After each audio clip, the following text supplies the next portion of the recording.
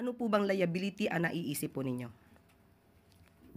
Binabanggit po kasi na since ang Pangulo ay alam din po niya yung budget, parang ano po ba yung kanyang pananagutan din bilang Pangulo po ng ating bansa.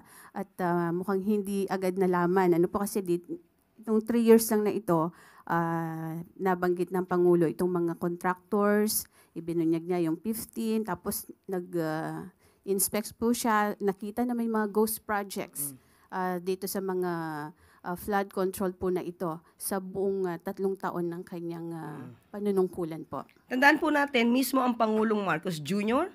ang nagpapaimbestiga. Dahil nalaman po niya kung ano ang nangyayari at siya po ang bumisita mismo. Wala pa pong Pangulo sa history na gumawa ng ganitong malawakang pag-iimbestiga sa mga maanumalyang flood control projects. Kahit natamaan ang kanyang administrasyon, matapang ang Pangulong Marcos Jr. na ito ay paimbestigahan.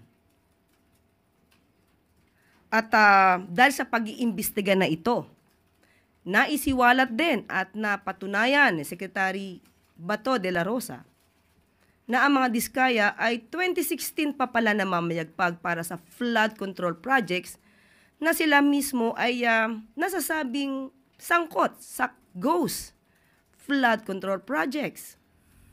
At yung nirereklamo ni Mayor Magalong na rock netting ay 2018 pa pala ito proyekto. At yung nireklamo kay Pangulo na binisita sa Bulacan ay 2021 pa pala ito nagawa. So dahil sa malawakang pag-iimbestiga na ito, marami po talaga tayong